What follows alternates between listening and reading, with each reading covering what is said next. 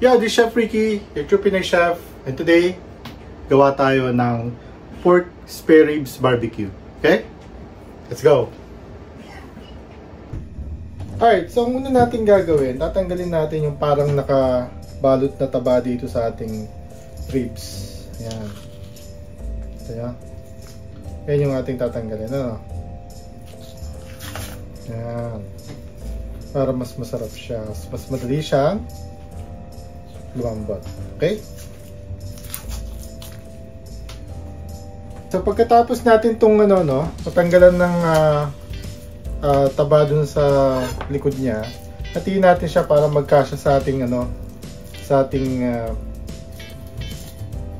paglulutuan kasi masyado siya mahaba. Pero kung malaki yung lutuan nyo, kahit di mo nahatiin.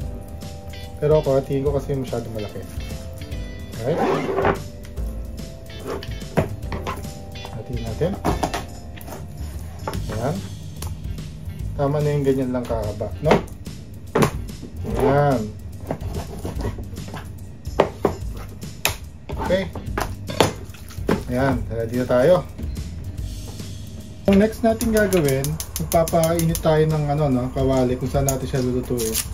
I-sear muna natin ng bahagya. So, lalagyan lang natin ng konting burn marks or what you call it, parang i-sear natin, magba-brown lang muna siya ng konting. Sa kawali, lalagyan lang tayo ng mantika. Pag mainit na yung mantika, ito. Ayan. I-prito lang natin siya ng bahagya para magkaroon lang siya ng kulay, para mas maganda siyang niluto namin. Ayan, so after siguro mga 3 to 5 minutes, ayan. Ayan, so maganda na yung kulay ng natin, yung part natin ng ating sausage. Ayan, so both sides, mayroon siyang kulay. Ayan, maganda na yung kulay niya both sides. Gagawin lang natin sila din sa ating pork ribs. Alright? Alright, dun sa pinagprituan natin kanina, dun na rin natin siya ilalagay. Dito na natin siya lalagyan ng mga ingredients na ating gagamitin. So, una kong ilalagay itong Worcestershire sauce. Ayan. Siguro mga 4 tablespoon yan. Approximate na lang Tapos lagyan natin yung mga aromatics niya, which is yung bawang, sibuyas. Yung bawang medyo pinrush ko na lang, hindi na kailangan yan. Tapos yung mga sibuyas, ganyan na lang. Okay na yan. Then lalagay din natin yung ating star anise. So, mga 4 na piraso lang, huwag masyado matapang yung star anise natin. Ayan. And then lalagyan din natin siya ng dahon ng laurel para sa extra bango, mga 4 na piraso. Alright? And lalagyan din natin siya siyempre ng paminta. Ayan, mga 1 kutsarang paminta lang. Ayan. Pwede naman yung magdagdag mamaya pag naluto na, diba? Siyempre, lalagyan din natin siya ng salt. Lalagyan natin ng mga 1 spoon salt. Alright. And of course, lalagyan din natin siya ng barbecue sauce. So, ito yung gamit kong barbecue sauce, Yoshida's. Pero kahit anong gamitin yung barbecue sauce, okay lang yan. Kasi, pampalasa lang naman yan. Siguro mga, ganyan lang. Mga yan, 5 kutsara. Tansyahin nyo na lang. Alright. Lagyan natin ng rosemary. Ayan. Mga half teaspoon. And lalagyan din natin siya ng thyme. Optional na lang to, Pang extra, mabango lang yung thyme na yan saka rosemary. Siyempre, may extra flavor yan sa akin. Alright. And lalagyan siya natin ng tubig para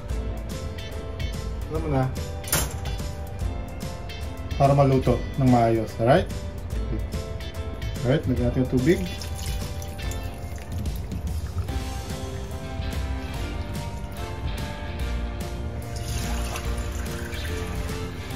tubig, enough lang yan para mag-submerge na sa ilalim. Tapos yung nasa ibabaw naman may steam na lang yan. Pwede na yan. Taksan natin yung apoy and takpan na natin siya. Okay, so hintayin lang natin siya lumambot. Pag kumukulo na siya, hintayin natin ano, no? So ilagay na natin yung, i-ice na natin yung ating mga ingredients.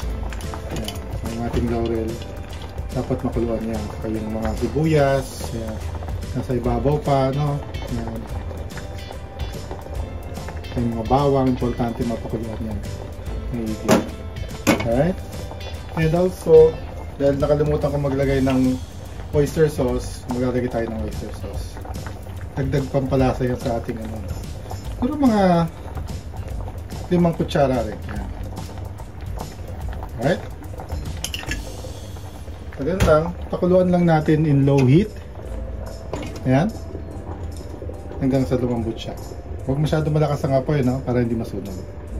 Alright. Alright, at this point, pwede natin siyang ibaliktad, no? Ayan, ganyan. Para yung kabila naman ng may steam. Yung lalim nito, okay na siya eh. Hindi nang lumambot yan eh. Pero ito, kailangan baliktad natin. Takpan lang natin ulit. Hanggang sa lumambot na siya.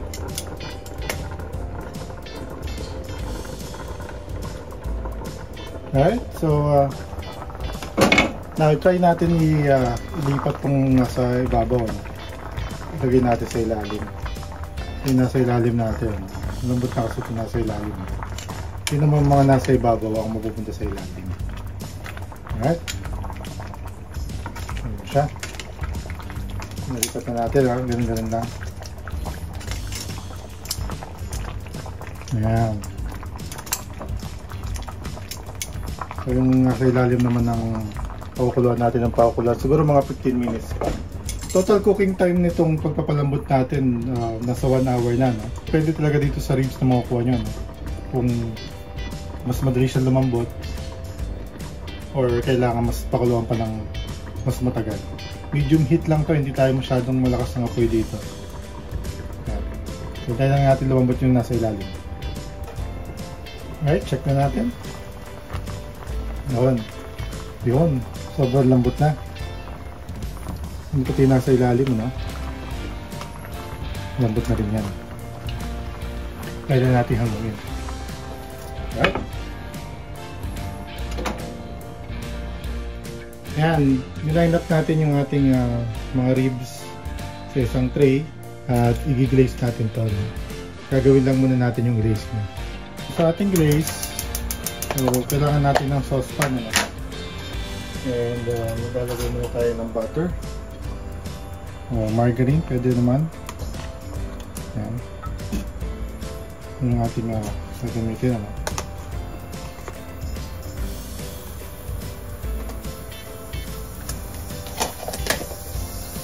And of course, maglalagay tayo ng ating pinagpakuluan na kanina. Pasalain lang natin.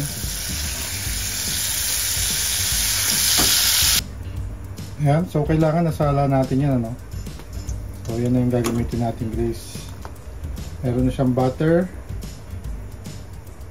or margarine. Ando na rin yung ating pinagpakuluan. And then lalagyan natin siya ng asukal. Siguro mga 2 kutsara. Ayan. Nasa inyo na yan, ano? Kung gusto nyo na medyo matamis, lagyan nyo ng asukal. Pero kung ayaw nyo naman ng matamis, hindi nyo lagyan asukal. Yan, dadagdagan natin siya ng barbecue sauce. Siguro mga 5 kutsara ulit or 3 kutsara. Yung paggawa ng glaze to taste na lang ito, no? Sa inyo na kung anong lasa ng barbecue ang gusto nyo, no? Also, lalagyan din natin siya ng ketchup. Pasarap yan. Tignan natin.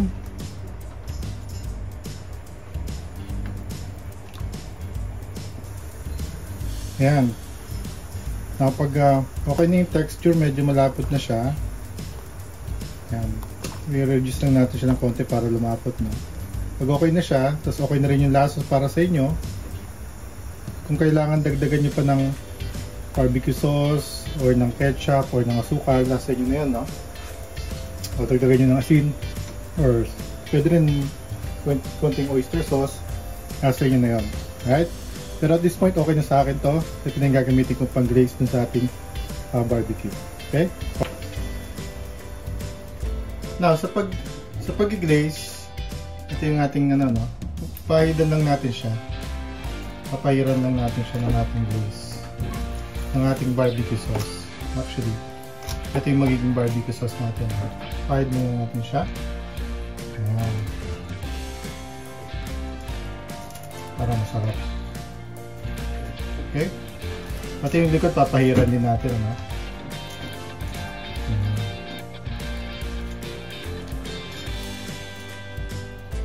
Now, pagkatapos natin itong i-glaze, ilalagay lang natin ito sa oven. Now, sinet ko yung oven for 180 degrees and that will be for 30 minutes. Now, kailangan lang naman natin siyang masunog ng konti, no? Masunog natin yung glaze. Nilagay ko siya sa pinaka-top. And that's gonna be for 30 minutes. Now, check natin siya mayat maya, no? Check natin to siguro after 15 minutes. Baka naman pwede na. It doesn't mean na 30 minutes siya. 30 minutes talaga tapusin natin yung oven. Gusto lang natin siyang magkaroon ng konting burn mark. Alright? Okay, so after 15 minutes, check upin natin, no? Ano ba ang itsura nito? Ayan. Yung itsura niya after 15 minutes, siguro kaya pa yan ng another 10 minutes para mas maganda pa ang kulay. Okay, so stop na natin to ng 20 minutes. Pwede na to. Ayan. Nakita nyo, meron ng burn marks, eh. Okay? So, hanguin na natin. Alright. Okay, so pagkalabas ng oven, i-glaze lang natin ng konti. Ayan. Para kumintab lang uli siya. Kasi parang nag-dry siya ng konti, di ba? Nasa oven siya. Ayan. And yan, ready na yan to serve. Yung iba sinaserve yan ng ganyan na lang, pero iba, nihiwa-hiwa. So nasa inyo na, bahala kayo kung paano nyo serve yan. Pero yan na yan. Tapos, maglagay na lang kayo ng sauce on the side. Alright? Kuha tayo ng isang slab para sa ating taste test. Ito na lang.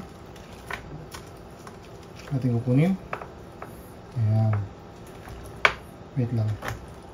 Ayaw magpakuha. Okay? Let's go! Okay, kuhain lang natin. Ayan, sobrang lambot na niya. Grabe, kahit na kutsara lang siguro panghiwa mo dito. Ayan. So, ito na yung ating iti-taste test, no? Alright. Alright, so natapos na natin yung ating spare ribs. So, ating yung pork spare ribs natin, yung barbecue style pork spare ribs. So, taste test na tayo, Ito, kumuha ko ng isang slab for taste test. Hindi. Titikman lang natin. Okay? Pero masarap to pag bikanin, di ba? Masarap. Ang lambot. Napakasarap. Nasa mo yung barbecue. Kaya ganito dapat ang gawin nyo sa spare ribs. Alright? So pag meron kayong spare ribs na ganito, gayahin nyo lang yung recipe na ginawa natin. And makagawa rin kayo ng ganito kasarap na pork spare ribs barbecue style. Alright? Hindi ko pa alam kung anong ito-title ko, pero yun na lang. Spare ribs barbecue style. Whatever. Well, anyway, this is Chef Ricky, your True Pinoy Chef. Kung hindi ka pa nakasubscribe sa channel ko, subscribe ka na para like updated sa mga bago kong videos. Alright? Bye for now.